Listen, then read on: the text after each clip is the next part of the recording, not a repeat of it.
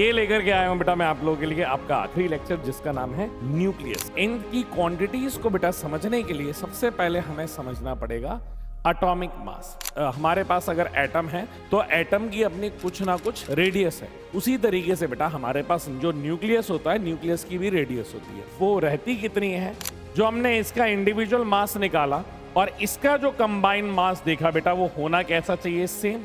पर हमने ये पाया कि हमारा मास ऑफ इंडिविजुअल वो ज्यादा था as compare to mass of combine. आना थ्योरेटिकल है, स्टेबिलिटी चार्ट पढ़ के जाना, और आइसोटोप आइसोबार 1 नंबर में आएंगे और स्टेबिलिटी वाला सवाल है वो 5 नंबर में आएगा और आएगा ही। हेलो नमस्कार बच्चों, वेलकम टू फिजिक्स वाला। स्वागत है आपका आपके प्यारे से चैनल पे 12th हैकर में। और ये लेकर के आया हूं बेटा मैं आप लोगों के लिए आपका आखिरी लेक्चर जिसका नाम है न्यूक्लियस के बारे में, ठीक है। और आज बेटा अपन ये काफी छोटा सा चैप्टर है। यूजुअली बेटा इसको जो करवाया जाता है ना वो एटम प्लस न्यूक्लियर दोनों को साथ में कराया जाता है, पर स्टिल हम अलग अलग देख लेंगे। एटम को सेपरेट वे में पढ़ लेंगे और न्यूक्लियर को सेपरेट में। टॉपिक बेटा अपन क्या पढ़ने वाले हैं, सबसे पहले तो बेटा मैं ये आपको बताऊंगा कि न्यूक्लियस होता क्या है। फिर मैं आपको बताऊंगा बेटा यहां पे आइसोटोप्स और आइसो बार के बारे में। फिर बेटा मैं आपको बताऊंगा मास डिफेक्ट, और यहीं पे बेटा स्टेबिलिटी चार्ट के बारे में बताने वाला हूं, ठीक है। शुरुआत करते हैं। सबसे पहले तो बेटा न्यूक्लियस के बारे में समझो कि न्यूक्लियस होता क्या है। तो न्यूक्लियस बेटा हमारा एक सेंटर ऑफ द एटम में पाया जाता है, ठीक है। ये हमारा क्या है बेटा, न्यूक्लियस है, ठीक है। ये क्या है बेटा, न्यूक्लियस है। न्यूक्लियस के अंदर बेटा आपको दो चीजें मिलेंगी। एक आपको क्या मिलते हैं बेटा, पॉजिटिवली चार्ज प्रोटॉन्स मिलते हैं बेटा। इसी के अंदर क्या मिलेंगे, प्रोटॉन्स मिलेंगे। और इसी के अंदर क्या मिलते हैं बेटा, न्यूट्रॉन्स मिलते हैं, ठीक है। अभी मैं आपको बना देता हूं कि बेटा ये जो है ये पॉजिटिवली चार्ज प्रोटॉन्स हैं और ये बेटा न्यूट्रल क्या है, न्यूट्रॉन्स हैं, ठीक है। प्रोटॉन्स प्लस न्यूट्रॉन्स क्या बना देते हैं बेटा, न्यूक्लियस, जिसे न्यूक्लियॉन्स कहते हैं।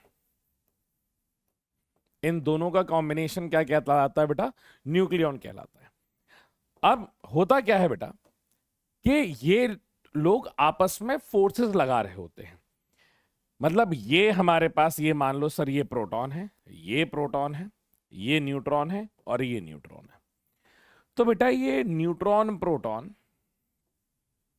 न्यूट्रॉन प्रोटॉन, न्यूट्रॉन प्रोटॉन, ये जो मैंने बनाया है ये न्यूट्रॉन न्यूट्रॉन, ये न्यूट्रॉन न्यूट्रॉन, ये सब क्या कर रहे होते बेटा, एक दूसरे के ऊपर फोर्सेस लगा रहे होते हैं।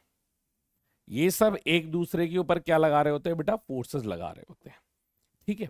और ये जो फोर्सेस रहते हैं इस पर बेटा लिख देता हूं, प्रोटॉन कैसा है, पॉजिटिवली चार्ज, और न्यूट्रॉन क्या है बेटा, नेगेटिवली चार्ज। अब होता यह है बेटा कि हमारे पास प्रोटॉन प्रोटॉन और न्यूट्रॉन न्यूट्रॉन बेटा ये इसके ऊपर जो फोर्स लगाते हैं वो फोर्स न्यूक्लियर फोर्सेस होती है, F of N, that is nuclear force, जो पॉजिटिव और पॉजिटिव को क्या करती है बेटा, बाइंड करके एक साथ जोड़ करके रखती है। और F of E that is electrostatic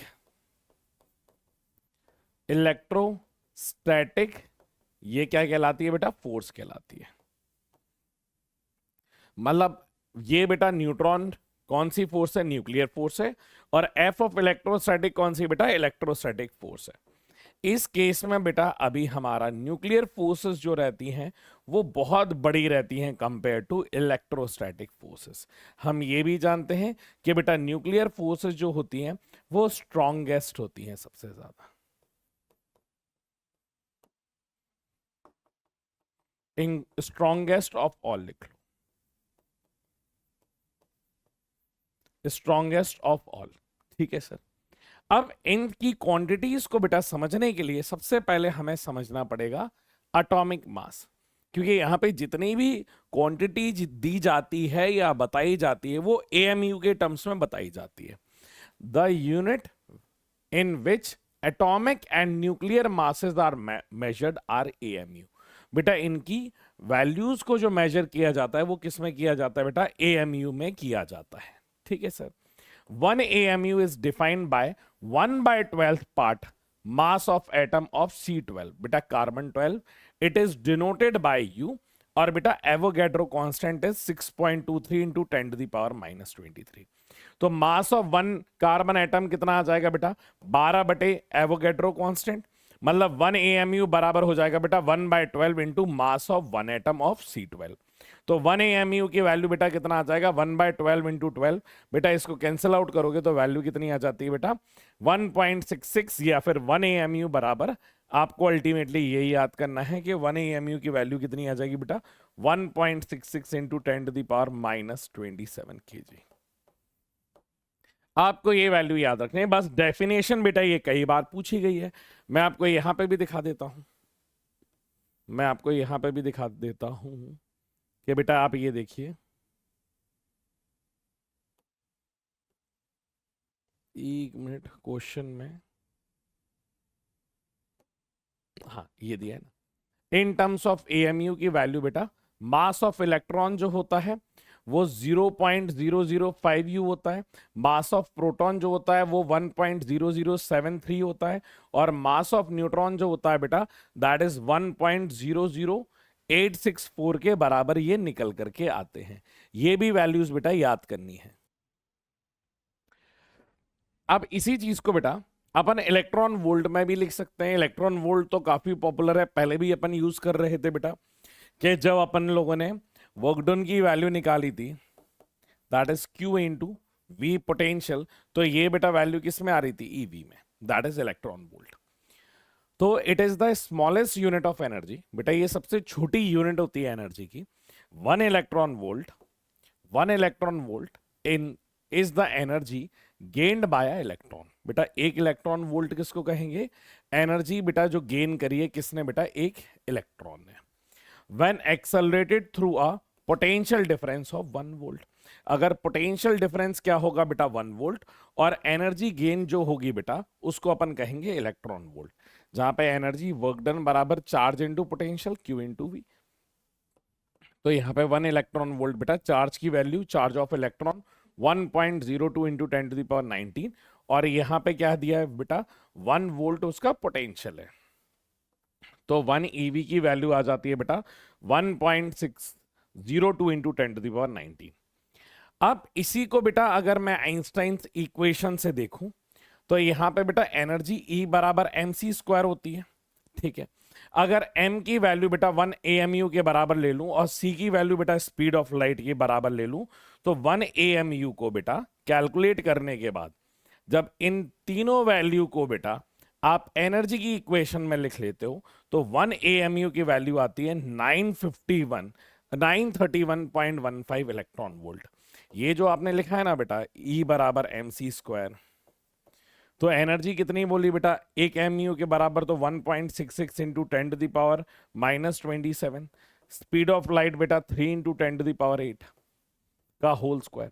अब इसको जब सॉल्व करें बेटा तो ये वैल्यू जो आई है that is equals to 931.15 mega electron volt. आप इसमें याद रखना बेटा ये इलेक्ट्रॉन वोल्ट में नहीं है, मेगा इलेक्ट्रॉन वोल्ट में है। मेगा मतलब 10 टू द पावर 6। ठीक है, अब डिस्कवर ऑफ न्यूट्रॉन की बात करें। A neutron is a neutral particle, जैसा बेटा अभी मैंने बताया कि न्यूट्रॉन क्या होता है, न्यूट्रल पार्टिकल होता है, carrying no charge and having mass equals to रफली द मास ऑफ प्रोटॉन। बेटा यहाँ पे जो चार्ज होता है वो किसके बराबर होता है बेटा, सर चार्ज तो चार्ज इन न्यूट्रॉन तो क्या होता है, न्यूट्रल होता है, मतलब नो चार्ज, या फिर ऐसे लिखिए न्यूट्रल का मतलब आप ऐसा समझ लेंगे इक्वल नंबर ऑफ पॉजिटिव और नेगेटिव, इससे बेटर है आप लिख लो नो चार्ज। और वहीं पे अगर मैं बात करूं मास की, तो मास किसके बराबर हो जाएगा बेटा? मास ऑफ प्रोटॉन के बराबर। ठीक है बेटा, ये डिस्कवर कितने किया था बेटा? चैडविक ने किया था। ये साइंटिस्ट का नाम इंपॉर्टेंट है, कई बार एक नंबर वाले में पूछ लिया जाता है चैडविक जी का नाम। अगला बेटा, Chadwick observed that when beryllium was bombarded with alpha particle, some neutral alpha particle were emitted whose mass is roughly equals to the mass of the proton.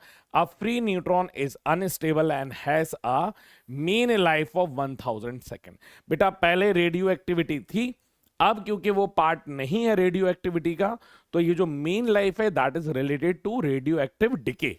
अब वो हमारे पार्ट नहीं है, तो आप इस लाइन को एज अ डेफिनेशन याद करना है तो कर सकते हैं, अदरवाइज जरूरी नहीं है। ठीक है, अब यहां पे बेटा कुछ एलिमेंट्स हैं जिनको हमें याद रखना है। जैसे एटॉमिक नंबर को तो हम Z बोलते हैं। It is the number of protons present inside the nucleus of an atom of the element, it is represented bye Z। बेटा किससे रिप्रेजेंट किया जाता है? Z से रिप्रेजेंट किया जाता है। और Z क्या हो जाते हैं बेटा? Number of proton. और एक एलिमेंट में अगर उसको इलेक्ट्रिकली न्यूट्रल रहना है तो नंबर ऑफ प्रोटॉन्स और नंबर ऑफ इलेक्ट्रॉन्स, बेटा ये दोनों किस में रहते हैं? हमेशा इक्वल नंबर में रहते हैं। ये वाली बात भी बेटा आप लोग याद रखोगे। ठीक है, number of both values are same. ठीक है, तो आप यहां पर लिख सकते हो बेटा कि कभी भी ऐसे रिप्रेजेंट दिया जाए, ये आपको दिया गया है बेटा, मान लीजिए ये x है, यहां पे हम z लिखते हैं, यहां पे a लिखते हैं। a जो होता है वो क्या होता है? Mass number.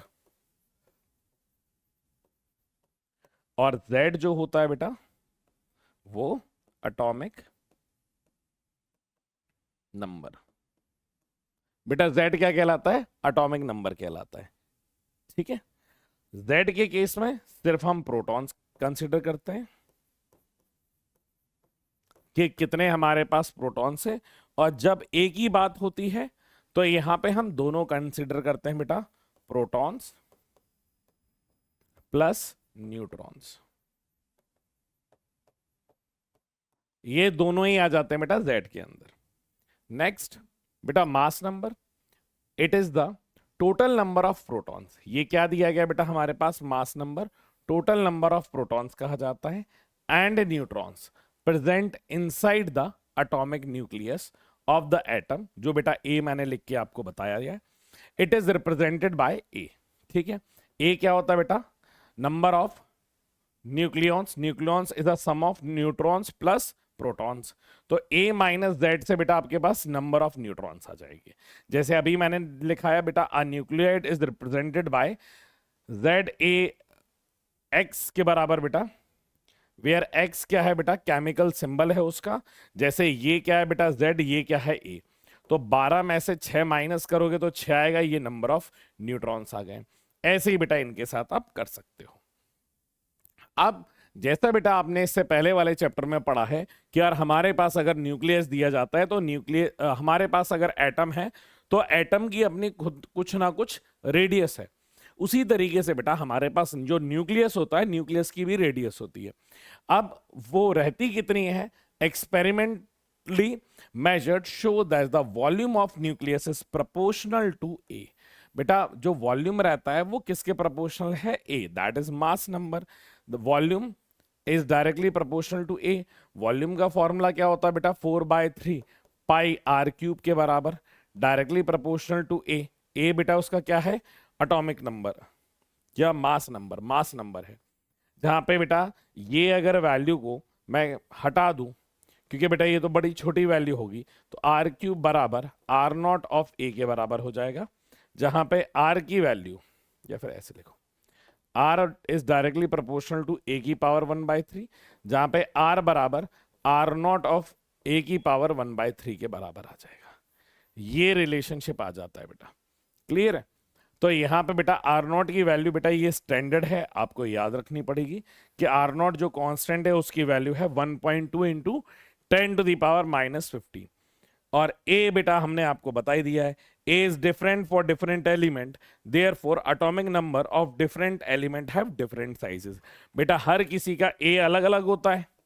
अगर हर किसी का ए अलग अलग है तो उसकी रेडियस भी क्या होगी बेटा, अलग अलग होगी। ठीक है, अगला आ जाता है बेटा न्यूक्लियर डेंसिटी के बारे में। तो जो आपने बेटा अभी रेडियस निकाली है वही अगर वॉल्यूम के फॉर्मूले में रख दोगे तो बेटा क्या आ जाएगा आपका, वॉल्यूम, और डिवाइडेड बाय बेटा मास कर दोगे तो density. Density of a nucleus is the ratio of mass of nucleus to its volume. Mass किसके रिस्पेक्ट में बेटा, उसके वॉल्यूम के रिस्पेक्ट में। यहां पे क्या दिया गया बेटा, वॉल्यूम। वॉल्यूम का फॉर्मूला क्या होता है sir, 4/3 pi are cube. Sir radius आपने अभी निकाली है, that is are nought A की पावर 1/3। इसको यहां पे रख दो तो ये आ जाएगा कि वॉल्यूम बराबर, क्या आ जाएगा बेटा, वॉल्यूम बराबर 4/3 pi are cube, that is are naught into A की पावर 1/3 का होल क्यूब। तो ये बेटा वैल्यू आ जाएगी जहां पे वॉल्यूम की वैल्यू 4/3 पाई आर नॉट की पावर 1/3 इंटू, ऐसे लिखो, आर की पावर 3 इंटू ए। बेटा इसके बराबर ये वॉल्यूम आ गया। आप देख सकते हैं m is the average mass of the nucleon and r is the radius. a is measured as, बेटा यहाँ पे वॉल्यूम रखा, देखिए r की वैल्यू मैंने रिप्लेस करी, और यहाँ पे density of the nucleus is m into A divide by 4/3 pi are cube. बेटा ये 3 ऊपर चला जाएगा तो a से a बेटा कैंसिल आउट हो जाएगा, तो ये 3m/4 pi are not cube. और आप इस पूरी वैल्यू से देख सकते हो कि ये पूरी वैल्यू इज इंडिपेंडेंट ऑफ ए, मतलब हमारी जो बेटा न्यूक्लियर डेंसिटी रहती है वो क्या रहती है, वो कांस्टेंट रहती है। वो क्या रहती है बेटा, कांस्टेंट रहती है, वो वेरी नहीं करती है। तो यहाँ पे जब वैल्यू को बेटा पुट करके रख देते हैं तो यहाँ पे ये हमारी क्या आ जाएगी, वैल्यू। ठीक है, तो हम कह सकते हैं hence nuclear density is same for all the elements. बेटा न्यूक्लियर डेंसिटी की वैल्यू क्या होती है, हर किसी के लिए सेम रहती है। क्या रेडियस सेम होती है, नहीं सर, रेडियस सेम नहीं है, न्यूक्लियर डेंसिटी सेम है। 3 ways which is very large compare to the density of ordinary 3 matters. ठीक है, बस ये इतना ही काफी है। आइसोटोप कौन से होते हैं बेटा, isotope of an element are the atom which has same atomic number but different atomic weight। बेटा atomic number क्या रहता है उनका सेम, पर atomic weight जो रहता है वो उनका क्या रहता है बेटा, डिफरेंट रहता है। क्या ये बात समझ में आ रही है? जैसे एग्जाम्पल 1H1 1H2 और ये 1H3। तो बेटा यहां पे आप देख सकते हो कि इनके क्या दिए गए हैं बेटा, एटॉमिक नंबर सबके 1 1 1 दिए गए हैं, पर इनके एटॉमिक वेट बेटा देखो 1 2 3 दिया गया है। ऐसे ही बेटा सेम मैं कार्बन के लिए लिख सकता हूं, कार्बन के लिए लिख सकता हूं बेटा, दैट इज 6C10 और 6C12। तो यहां पे देखिए 6 और 6 सेम है बेटा, पर यहां पे 12 है, यहां पे 10 है, तो ये वैल्यू क्या हो जाएगी बेटा, अलग अलग हो जाएगी। तो जिनके ये बेस सेम होते हैं बेटा उन्हें अपन क्या कहते हैं, आइसोटोप्स कहते हैं। जैसे एग्जांपल है 1H1 1H2 1H3 isotopes, 6C10 6C12 6C13 are the isotopes of carbon. ठीक है, अलग अलग एलिमेंट्स के आइसोटोप है। As isotopes of an element are same, hence these have less identical chemical properties। बेटा इनकी केमिकल प्रॉपर्टीज लगभग सेम होती है, but due to different weight there are physical properties are different. Chemically बेटा लगभग ये सेम होते हैं, पर जब इनकी फिजिकल प्रॉपर्टी की बात करते हैं तब वो क्या होते हैं बेटा, अलग अलग हमें नजर आते हैं। सेम बात करते हैं बेटा आइसोबार की। आइसोबार क्या हो जाएगा बेटा, the atom of different element, the atom of different element which have same atomic weight। atomic weight क्या है बेटा, सेम, पर atomic number जो है बेटा वो डिफरेंट है। जैसे आप ये देखिए 11 22 बेटा इनकी ये वाली वैल्यू क्या रहेगी, सेम। ये देखिए ये भी 40 है, ये भी 40 है, तो इन्हें अपन क्या कहते हैं बेटा, आइसोबार कहते हैं। The chemical properties of isobar are different due to different atomic numbers but their physical properties may be identical due to same atomic weight। physical quantity क्या रहती है बेटा, सेम।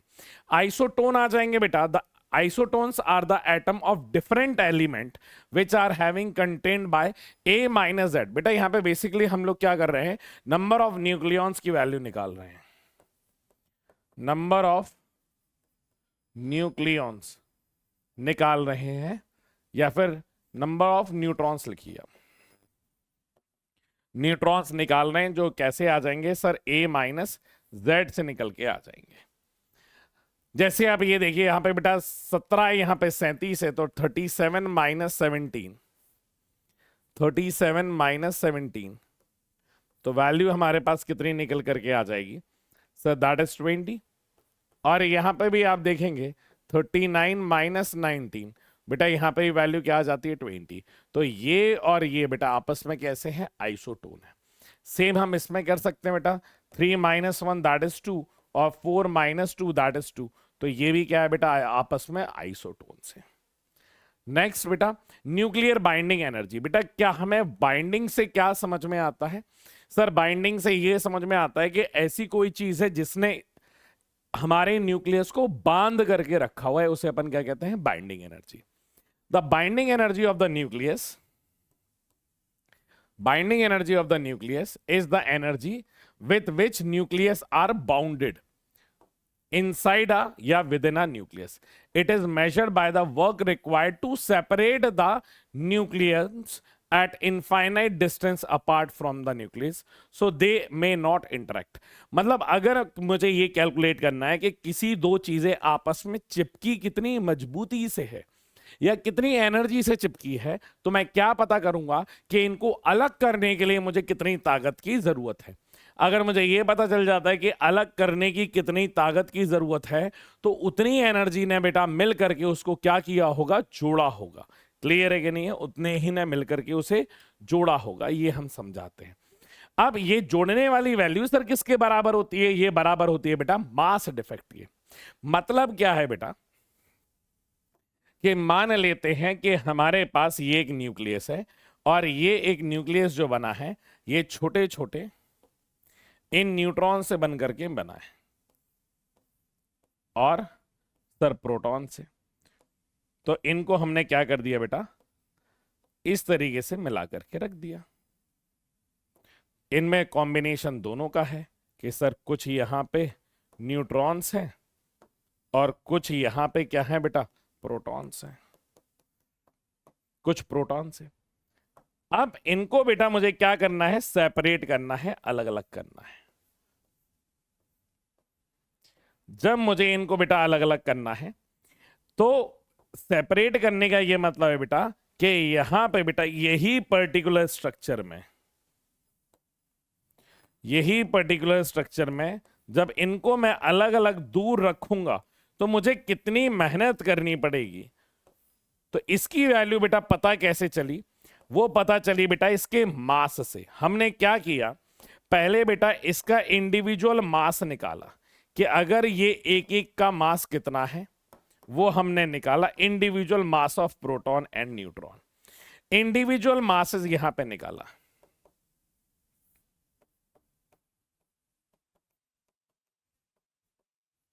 हमने यहां पे क्या निकाला, इसका इंडिविजुअल मास निकाला। जो हमने इसका इंडिविजुअल मास निकाला और इसका जो कंबाइन मास देखा बेटा वो होना कैसा चाहिए, सेम। पर हमने ये पाया कि हमारा मास ऑफ इंडिविजुअल जो था बेटा वो ज्यादा था as compare to mass of combine. तो हमने कहा ये मास जो गायब हुआ है, mass of individual minus mass of combine, ये मास कहां गया, उसी मास को हम क्या कहते हैं बेटा, मास डिफेक्ट।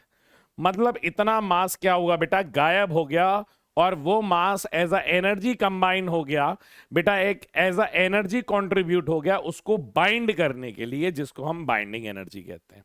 तो यहां पे the difference between the sum of neutron and proton forming a nucleus and mass of the nucleus is called mass defect.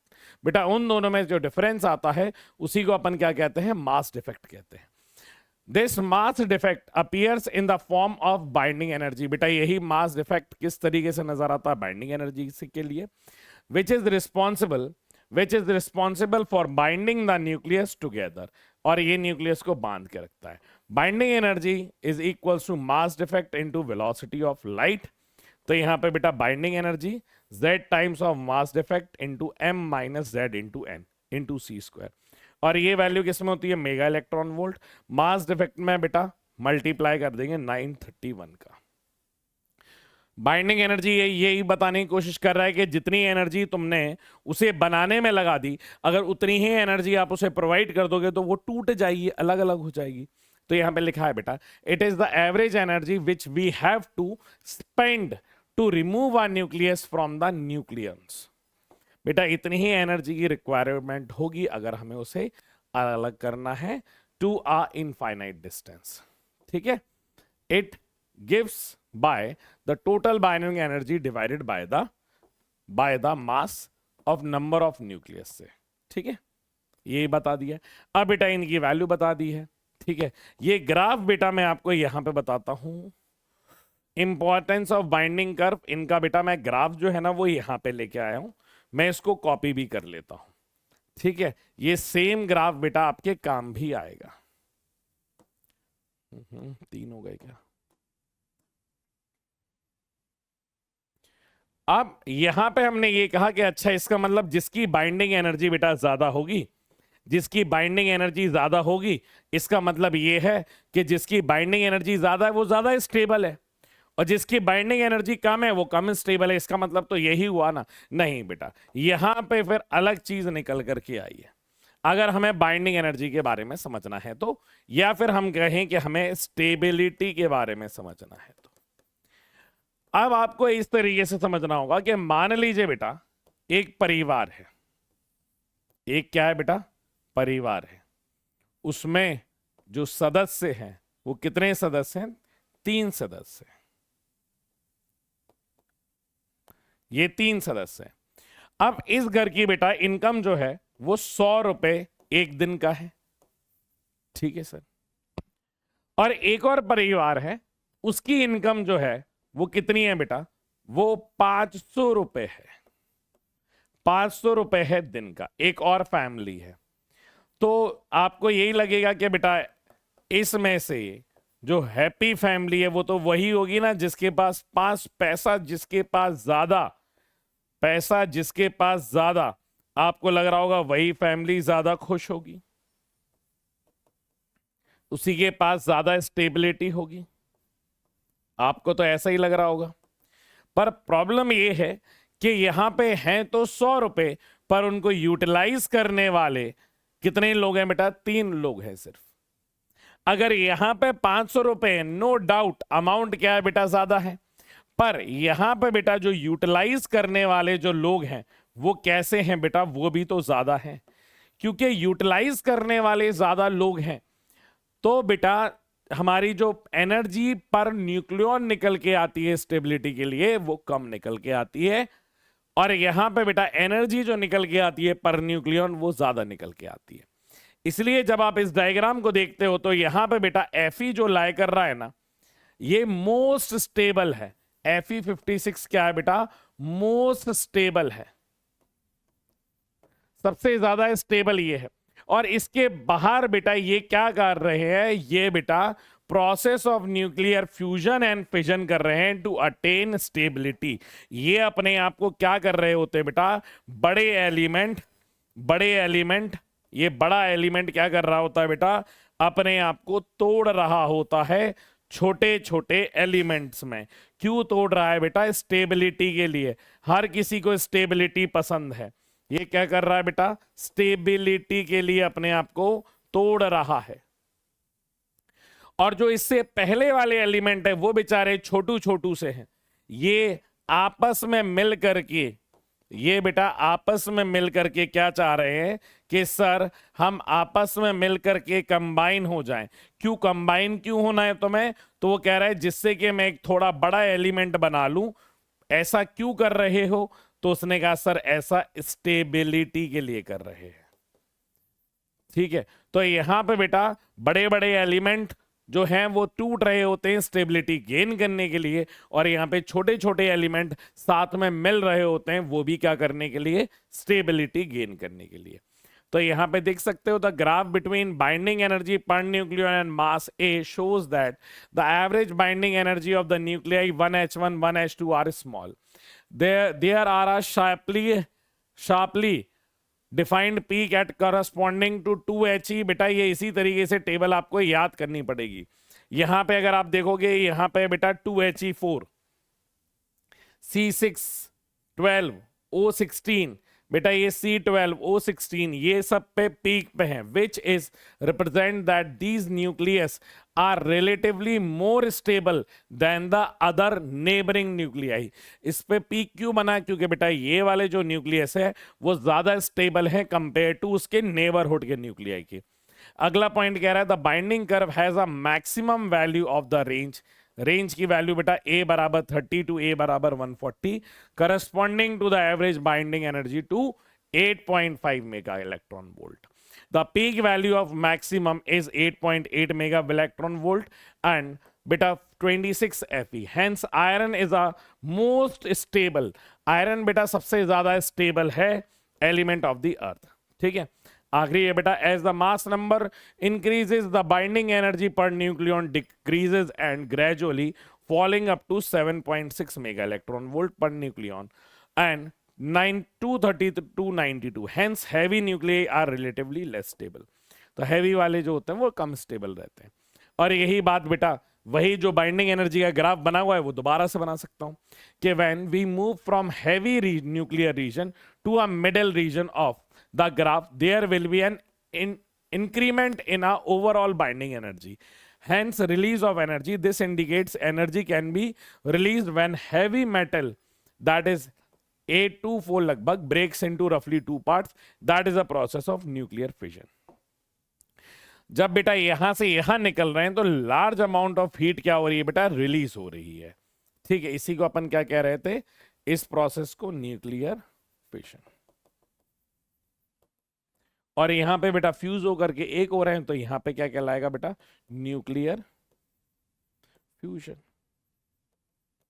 तो ये बेटा प्रोसेस हमारी यहां पे नजर आती है। ठीक है, अगले में देख सकते हो when we move from lighter nuclear to heavy nuclear we found that there is an increment in the overall binding energy, hence release of energy. यहां पे भी बेटा एनर्जी रिलीज हो रही है। This indicates that the energy can be release when two or more lighter nuclei fuse together, एक साथ मिल रहे हैं to form a heavy nuclear. इसको बेटा कहते हैं न्यूक्लियर फिशन। क्लियर है? आपके पार्ट में बेटा इतना ही है। एक मार्क्स के मैं बता देता हूं बेटा, आपसे पूछा गया आइसोटोप्स क्या होते हैं, एग्जाम्पल के साथ ये लिख के आना। आपसे पूछेंगे आइसोबार क्या होंगे, ये सेम एग्जाम्पल है, बताई दिया है, लिख के आना है। आपसे पूछा relationship between nuclear radius and mass number, बेटा ये R बराबर R0 पूरा लिख करके आना प्रॉपर्ली। डायरेक्टली प्रोपोर्शनल का रिलेशनशिप बताना और फिर ये वैल्यूज लिखना। ठीक है, जहां पे R0 की वैल्यू है। अगला बेटा बाइंडिंग एनर्जी क्या होती है, ये मैंने बता दिया। The amount of heat required to break a nucleus into two consecutive nucleus are called binding energy. अब यहीं पे बेटा same what is specific binding energy. बेटा अगर मैं उसके क्या न्यूक्लियन से डिवाइड कर दूंगा तो binding energy per nucleon. What is the significance of binding energy per nucleon, तो मैंने बता दिया बेटा कि हमारा पास सिर्फ बाइंडिंग एनर्जी से नहीं होगा, हमारे पास बेटा पर न्यूक्लियन जो एनर्जी आ रही है उस पर डिपेंड करेगा कि किसकी स्टेबिलिटी ज्यादा है किसका कम है। मास डिफेक्ट बेटा मैंने आपको बता ही दिया है। एटॉमिक यूनिट बेटा पूछा जाएगा आपसे, ये भी आप तैयार करके जाएंगे 2 मार्क्स में बेटा। सेम मास डिफेक्ट का ये फॉर्मूला आपको याद रखना है। ठीक है, Z मास ऑफ प्रोटॉन, बेटा उसका atomic number mass of proton into number of neutrons into mass of neutron minus m के बराबर। ये सारी वैल्यूज बेटा यहां पे दी गई है। ये ग्राफ बेटा मैंने आपको समझा ही दिया है। ये ग्राफ का पूरा डिस्क्रिप्शन और ग्राफ कैसा बनेगा वो भी पढ़ के आना। प्रॉपर्टी ऑफ न्यूक्लियर फोर्सेस देख सकते हो बेटा, न्यूक्लियर फोर्सेस कैसे होती हैं? शॉर्ट रेंज होती है, सैचुरेटेड फोर्स रहती है, स्पिन डिपेंडेंट और चार्ज डिपेंडेंट। ठीक है, तो ये बेटा आपका एक छोटा सा चैप्टर है जिसका नाम था न्यूक्लियाई। बढ़िया से पढ़ना, आना थ्योरेटिकल है, स्टेबिलिटी चार्ट पढ़ के जाना और आइसोटोप आइसोबार 1 नंबर में आएंगे और स्टेबिलिटी वाला जो सवाल है वो 5 नंबर में आएगा और आएगा ही। ठीक है, चलो टाटा बाय बाय, सी या।